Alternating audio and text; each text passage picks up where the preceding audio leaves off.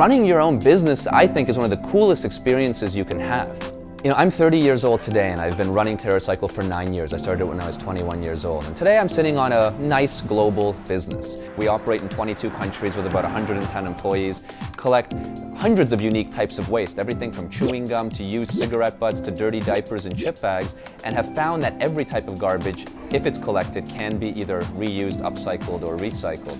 The way we got into basically dealing with garbage was my friends and I were honestly growing better pot, and we found that feeding worm poop to the pot plants would make them grow really well. We basically started as a fertilizer company and became quite successful, and then questioned, what was special about our business? Was it that we were taking organic waste and feeding it to worms, or was it that we were solving garbage? Our essence is solving garbage. When I first started TerraCycle, I was 21 years old. It was my friend and I in our dorm rooms, and we had a really hard time raising money. We actually tried and totally failed, and no one would finance us. So at the very beginning, because we did need some capital, we decided to enter business plan contests. And these business plan contests, you can just Google them. There's hundreds of them all over the US and in fact all over the world. And the great thing about a business plan contest is you can win anywhere from $5,000 to $10,000 to $20,000, but there's even contests that go up to $500,000, $1 million.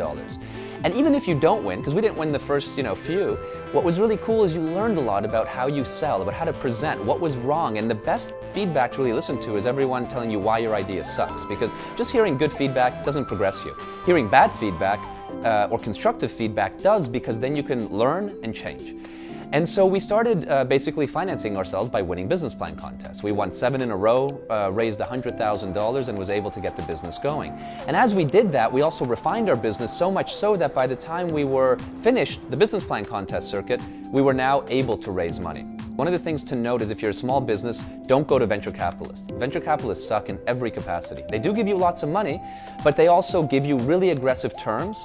And these aggressive terms may sound good when everything is rosy, but it's not always rosy, and that's when you get fired and get hurt by these terms you accepted. The place to go to get money is rich individuals. They're called angel investors. And actually, angel investors invest typically in the US economy and startups twice as much as venture capitalists do. So there's tremendous money out there. Finding angel investors is not as difficult as it seems, and you don't need to be wealthy to do it. The best way to find angel investors is go to websites. Thefunded.com is a great resource, but also Google and other search engines. Now, if you do go out and raise money, I have 2 strong pieces of advice. Get a good lawyer, get a good accountant. Make sure you're incorporated properly, make sure you have good legal support. Fundamentally, business is about change. And if I could pass any words of wisdom as a young 30-year-old CEO, it's that don't think that what worked yesterday will work tomorrow. The more flexible you are in how fast our economy moves, the more successful you will be. So today we move millions of pounds of garbage every month. I mean, truly phenomenal amounts of things that were never recyclable through 2,000 unique products, through selling raw materials and licensing, and it works like a charm. And we went from losing in 2008 almost $5 million to 2 years later being profitable.